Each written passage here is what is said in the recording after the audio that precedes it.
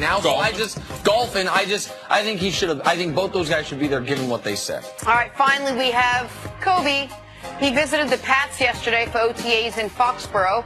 Kobe Bryant spent time at the Patriots practice facility in the team meeting room, took some pictures, some of the players. CC, what's it like when a big-time sporting legend comes to visit your team? Man, I love things like this because, we talk about how boring, how mundane the New England Patriots can be in their day-to-day regimen. Man, they need things like this. And this is where a coach like Bill Belichick, he realizes that, wow, let me get someone in there who has a championship attitude. And very seldom do you see a coach like Belichick.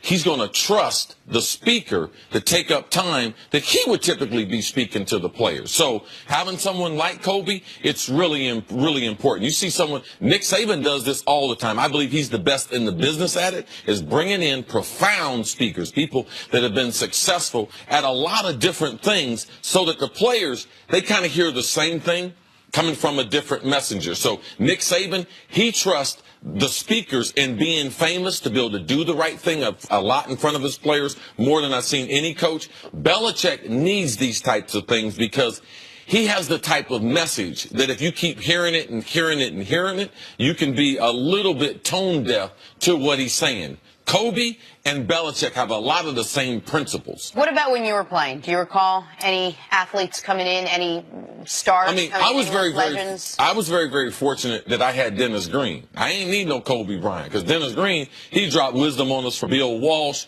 Mike Holmgren, a lot of Andy Reid. All of them kind of grew up on the same coaching staff. So Dennis Green, yes, we did have some outside speakers, and also with my brother growing up in the NBA. Like I've had Magic Johnson talk to me, Isaiah Thomas, Kareem Abdul-Jabbar. So I've had a lot of them personally been able to take time and be able to help me out. Flip side of that question, what's the favorite for you when you've been in the Kobe role? When you've gone and talked to a team, when you've gone and done something, when you've been the guy brought in from the outside, whether it was high school team or college team or whatever it is? Yeah, I think going back to Ohio State when they played Michigan and Urban Meyer trusting me to be able to come up with something to be able to say in those moments, which I know before that type of game, man, you're just looking for a little something to give you an edge. I would say going back to Ohio State, speaking before the Michigan game, would probably be the biggest moment. I got a lot of moments, man. But that's yes. an important one. Yes. Especially with the... Yeah, I think the trust. Because you know how big it is for the players, that the coach is trusting you that you could have something that would add to what he's already said. What about when we huddle up every morning? When we all huddle up like this every morning, you give us the nuggets of wisdom before we come out here? It's not always inspirational. No, but it's nuggets. You ever heard the thing, you got to know when your team needs the whip or the sugar cube? Right. Cece doesn't subscribe so much to the sugar cube portion of that. But it's good. Look at us. We get along. We bring it every day.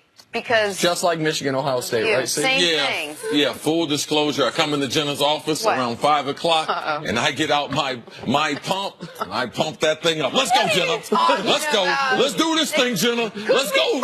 Let's go. Couldn't be. I'm fired up in the morning. Nick, I have to tone him down. Get off the black coffee. Please.